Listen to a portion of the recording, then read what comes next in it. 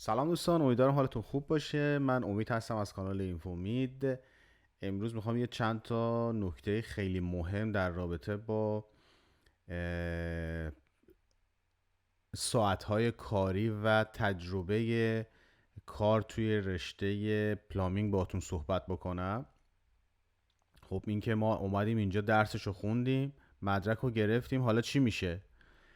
خب قطعا برای دوستانی که حالا تجربه ندارن و این رشته رو از اول شروع میکنن و هیچ به قول گفتن تجربه قبلا توی ایران هم نداشتن، یک سری داستان ها وجود داره. یکیش اینه که شما زمانی که درستون تموم میشه باید 8000 ساعت پر بکنید، کارآموزی بکنید تا بتونید به قول گفتنی توی استان کبک به کمپانیون برسید، به یعنی به جایی که بتونید برید امتحان بدید و برای خودتون کار بکنید. حالا این 8000 ساعت چجوری تقسیم میشه؟ بهش میگن اپرانتیساژ یا همون اپرنتیس. 4 تا 2000 تا تقسیم میشه. شما 4 تا پریود دوره یک داره که 2000 ساعت اپرنتیس یک حساب میشین، اپرنتیس دو باید 2000 تا و همینجور تا اپرنتیس 4. منتهی به مراتب الان به دلیل کمبود نیروی کاری که دارن توی این استان اومدن چیکار کردن؟ اومدن این دوره، در حقیقت این دوره هایی که باید بگذرونید و به اون لطف کردن. در حقیقت اومدن یک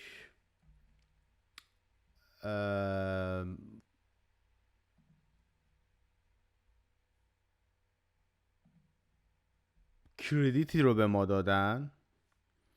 شما زمانی که درس میخونید، درستون تمام میشه، دقیقا 1680 ساعت شما جزو اون 8000 ساعتتون حساب میشه. خب اما اینا اومدن الان به ما کردیت دادن و کسایی که دپ میگیرن، همون دیپلم پروفشنالی که میگیرن از کالج یا اکولا، 50% هم به ما چیکار میکنن؟ لطف میکنن ساعت کاری میدن. یعنی حدوداً 50%، البته یعنی این 1680 ساعت رو تو سازمانی که بهش میگن سازمان CCQ که اون تمام ساعت کاری های شما اونجا ثبت میشه، این تغییر پیدا میکنه به 2520 ساعت. از اون 8000 ساعت شما وقتی که کالج درس خوندید 2520 ساعتش رو چی شده؟ بهتون دادن. یعنی این یه پوان خیلی خیلی خوبیه به نظر من، برای این که ما وقتی که خب از کالج میایم نیاز داریم که تایم خیلی زیادی رو بذاریم برای دوره کارآموزی و شاید برای بعضی واقعا بورینگ باشه و خسته بشن. خب ولی وقتی شما اومدن الان این برای لوله کش ها اومدن این کارو کردن، این در حقیقت کردیت به ما دادن، این 2520 ساعت خب خیلیه. در حقیقت از 8000 ساعت 5480 ساعت تقریبا براتون میمونه که این باز 5480 ساعت یا همین 5600 تایی که اینجا براتون زده هول و هوش. خب شما زمانی که از این مقدار 85% رو بگیرید میتونید برید تو آزمون شرکت بکنید و کمپانیون بشید بعد از قبولی. و این خیلی نکته مهمیه که خب خیلی از دوستان نمیدونن، میگن که خب باید بری 8000 ساعت، باید 8000 ساعت ما پر بکنیم. خب مسلما سخته، مسلما 8000 ساعت پر کردنش سخته و واقعا یه جای چیزی. ببینید من قبلش به شما یه چیزی بگم که اصلا اپرنتیسی توی بعد از اینکه شما درستون رو توی کالج یا ایکل تموم میکنید، توی اپرنتیسی یک شما حقوقی که توی شانتیه، منظور همون سایت های ساختمونی، حالا دوستانی که قبلا تو سایت کار کردن میدونن این اصطلاح چیه، تو اصطلاح فرانسویش میشه شانتیه. کسایی که توی شانتیه های کمرسیال کار میکنن یا در حقیقت تجاری، مثل ساختمون های بلند، ساختمون هایی که به قول گفتنی از مثل آسمون خراشه، خب شما البته این رنجی که الان من دارم میبینم بچه این درست نیستا، اینا همه $1 تقریبا بالاترن. این دوره اول شما اگه بخواین کار بکنید 21.95 میگیرید. خب بعد دوره های بعدی پریود 2 بشید، یعنی مثلا شما 1 سال کار میکنید، این 2000 ساعت رو پر میکنید. خب و اینم بهتون بگم با اون کمپانی که کار میکنید خیلی مهمه که ساعت کاریتون رو حتما به سازمان CCQ اعلام بکنه. خیلی از کمپانیایی که اینجا میان، یعنی اینجا هستن، میتونم بگم شاید 90% تو ایرانی‌ها اینجوریه، 99% تو ایرانی‌ها اینجوریه. کمپانی ایرانی نرید کار کنید، چرا که ساعت CCQ شما رو دقیق رد نمی‌کنن به دلایل مالیش، به دلایل خیلی چیزای دیگه که بعداً تو طول زمان باهاش آشنا میشید، رد نمی‌کنن. پس بهتره که وارد شرکت‌های کانادایی بشید، شرکت‌های پلامینگی که مال کانادا هستش و اونها دقیق با حساب و کتاب ساعت‌های شما رو رد میکنن بدون کم و کاست. خب اگر میخواین عمرتون به قول گفتنی تباه نشه با این ایرانی‌ها، این کارو نکنید.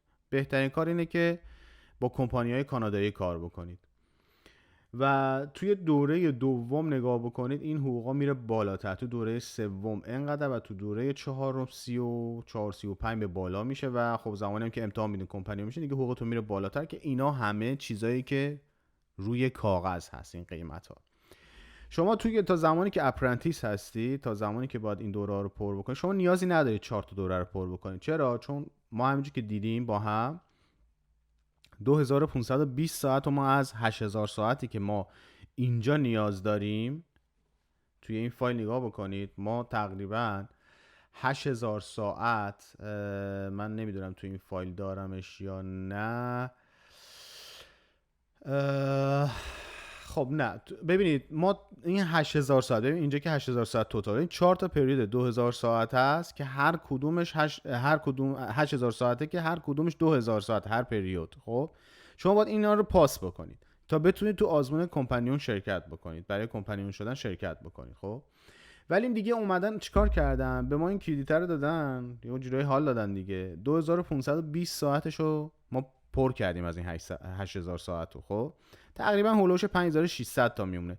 شما با 2 سال کار کردن، 2 سال و 2-3 ماه کار کردن، به اون 85% ساعتی که بتونید تو آزمون شرکت بکنید میرسید و میتونید تو آزمون شرکت بکنید. یعنی شاید به اپرنتیس 3 و 4 هم نرسید، شما همون اپرنتیس 1 و 2 رو وقتی تمام کنید دیگه به 3 و 4 نمیرسید و این ساعت ها پر میشه و این خیلی به قول گفتنی میتونه برای ما تاثیرات خوبی داشته باشه. حالا یکی نکته‌ای هم هستش که من برای دوستانی که تو کالج الان دارن درس میخونن و شاید یه زمانی مثل من نمیدونستن، این که شما زمانی که دارید تو کالج درس میخونید و اگر جای کار میکنید، قبل از اینکه اینو بهتون بگم، ببینید زمانی برای آقایون اینجوری ها، برای خانوم ها اینجوری نیستش. خانوم ها نیاز به گارانتی ندارن. شما زمانی که فارغ التحصیل میشین، یک کمپانی باید بیاد شما رو 150 ساعت به قول گفتن گارانتی بکنه. خب بهش میگن گارانتی دامپلوا. خب این 150 ساعت باید حتما برای آقایون گذاشته بشه، یعنی باید اینا رو بگذرونید. خب یه کمپانی شما رو تایید میکنه که 150 ساعت اوکی کار کردید و خوب بود و فلان اینا، خلاصه اینجور چیزا که بعد بتونید کارتتون رو 1 ساله بگیرید، کارت CCQ تون رو. ولی برای خانم ها اینطور نیست. خانم ها نیاز به این 150 ساعت ندارن، یه راست میرن برای همون به قول گفتنی کارت 12 ماهه که CCQ بهشون میده. و عرضم به حضور شما که اونایی که اینو میگفتم بهتون که اونایی که به قول گفتنی دارن درس میخونن و توی کمپانی کار میکنن، میتونن تقریبا 3-4 ماه مونده به این که درسشون تمام بشه برن توی سایت CCQ. خب یه سری مدارک هستش، اونا رو دریافت کنن، دانلودش بکنن و برن توی اون 150 ساعت رو تو حین تحصیلشون پر بکنن. دیگه نیان وایسن بگن آقا ما حالا درسمون رو تموم بکنیم بعد بریم مثلا این 150 ساعت رو پرش بکنیم. خب این خیلی باز میتونه بهتون خیلی کمک بکنه که جلو بیافتید و این 150 ساعت هم خب 150 ساعت تو اون 8000 ساعته بهتون کمک میکنه دیگه. پس اینا خیلی نکات مهمیه، اینا رو حتما در نظر بگیرید بچه. این نکاتی که من دارم بهتون میگم واقعا توی این رشته شاید خیلی‌ها بهتون نگن یا شاید هم خیلی اطلاع نداشته باشن و اینا همش چیزایی که من خودم دارم به دست میارم و دوست دارم که با شما به اشتراک بذارم، چرا که بتونه بهتون کمک بکنه و توی زمانتون به قول گفتنی خیلی بهتون شما رو جلو بندازه. ببین بچه این سایتی که مهم هستش برای رشته پلامینگ بهش میگن CCQ و آدرس سایتش هم ccq.org. خب حالا من براتون اینا رو توی دیسکریپشن میذارم، آدرس های سایتو. این سایت رو حتما بچه هایی که پلامینگ میخونن، کلا مال همه یه رشته است، مال اونایی که آسانسور و جر ثقیل و نمیدونم تمام اینها هستش، اینو بخونن، نکاتش رو سرچ بکنن و تو این قسمتی که علامت زرد بین هست اینجا سرچ بکنن و خیلی چیزای جالبی به دست میارید. من خودم اصلا تا همین باور میکنید تا همین چند روز پیش نمیدونستم که ما یک کردیت به ما دادن که این 1680 ساعتی که تو کالج درس خوندیم شده 2520 تا. خب اینو من اصلا نمیدونستم، بعد از تحقیقات به دست آوردم و خیلی خیلی خیلی آدمو جلو میندازه. این تفاوتش تقریبا نزدیک بهتون بگم 1000 ساعت دیگه. 1000 ساعت خب خیلی زمانه، تقریبا 6 ماهه و امیدوارم که به قول گفتنی این اطلاعات بتونه بچه‌ای که میخوان تو رشته پلامینگ درس بخونن بهشون خیلی کمک بکنه. حالا من خودم در رابطه با تجربه کسانی دوستانی که تو ایران دارن اینجا باید چی کار بکنم، آیا اون تجربه ها مورد قبول هست یا نه، هستش، ولی من هنوز اطلاعات دقیقی تو این استان به دست نیاوردم. میدونم تو استان آنتاریو اینطور هستش که شما میرید و بهشون میگید یه قسم نامه هستش میخورید و اون قسمو دیگه نمیدونم، حالا دیگه بقیه مراشو واقعا اطلاع ندارم و میتونید برید تو آزمون کمپانیون شرکت بکنید. به اونا فکر میکنم بهش میگن رد سیل، فرق میکنه با آزمونهای اینجا، نه مباحثا، از اون نظر اسم مدارک فرق میکنه تا بتونید برای خودتون تراک بگیرید و کار بکنید. امیدوارم که این اطلاعاتی که بهتون دادم به کارتون بیاد. باز هم اگر اطلاعات جدیدی به دست آوردم حتما براتون اعلام میکنم. حتما پیج من رو فالو بکنید، چرا که خبرهای خیلی خوب و مفیدی رو تو آینده میخوام براتون بذارم. موفق و پایدار باشید. مرسی از اینکه صدای من رو شنیدید. پاینده و پیروز باشید.